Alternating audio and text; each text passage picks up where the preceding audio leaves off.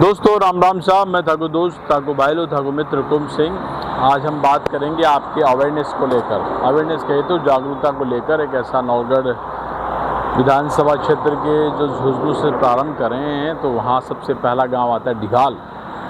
मुकुंदगढ़ थाना अंतर्गत क्षेत्र में ये गांव आता है ढिगाल, और उस ढिगाल गांव में पिछले कुछ रोज से किन्नर की वेशभूषा में कुछ लोगों को बधाइयाँ दे रहे थे, उनके घरों में जा रहे थे, और लोगों को लग भी रहा था कि ये कोई बधाई लेने आए हैं। क्योंकि प्राय हम लोग देखते हैं कि जब किन्नर आता है किसी सामाजिक कार्यक्रमों में, तो उन्हें बड़े आदर भाव के साथ में उनका सम्मान भी करते हैं। सामाजिक कार्यक्रम हो, चाहे शादी से रिलेटेड हो या अन्य कोई दशोटन हो, जलवा जैसा भी कोई कार्यक्रम होता है, हर व्यक्ति अपने हिसाब से उनको एक आदर भाव के साथ में उनका मान सम्मान करता है।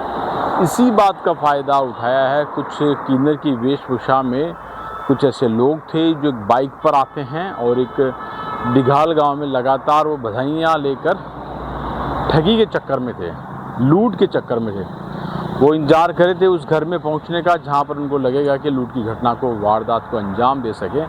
ऐसे ही वो एक घर में पहुंचते हैं जहां महिला अकेली होती है। तो एक बंदा बाइक पर बाहर रहता है और दो महिला के किन्नर के वेश में, संभवतः वो पुरुष ही बताए जा रहे हैं, जैसे सीसीटीवी फुटेज आए हैं, अन्यत्र मकान के सीसीटीवी फुटेज आए हैं। हालांकि वारदात वाले मकान के सीसीटीवी फुटेज नहीं है लेकिन जो वेशभूषा उसके आधार पर मुकुंदगढ़ पुलिस फिलहाल उन आरोपियों की तलाश कर रहे हैं। यहाँ पर जिस तरीके से मैं बताना चाहूँगा कि जो किन्नर की वेशभूषा में जो दो घर में प्रवेश करते हैं वो व्यक्ति, वो महिला को बातों में, धार्मिक बातों में उलझाते हैं। उन्हें बोलते हैं कि आप इस तरीके से दान कीजिए, आपको लाभ मिलेगा। महिला कहती है कि मेरी सासू अभी घर पे नहीं, आप लोग फिर आइए।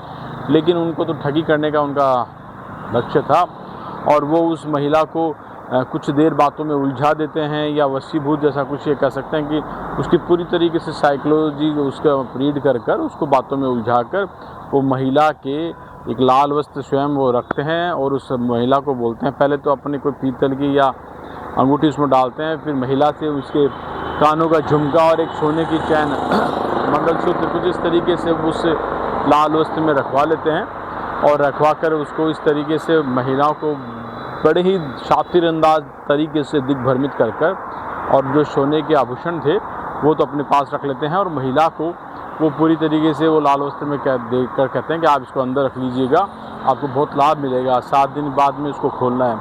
महिला है, जब वो जाते हैं उसके बाद में महिला को थोड़ा सा होश आता है कि उसको लगता है कि मेरे ये सोने की चैन और कान वाला झुमका ये कहाँ चला गया। तो महिला देखती है उसके अंदर वो पीतल की अंगूठी थी और वो सोने की चैन और तमाम चीज़ें गायब हो चुकी थी।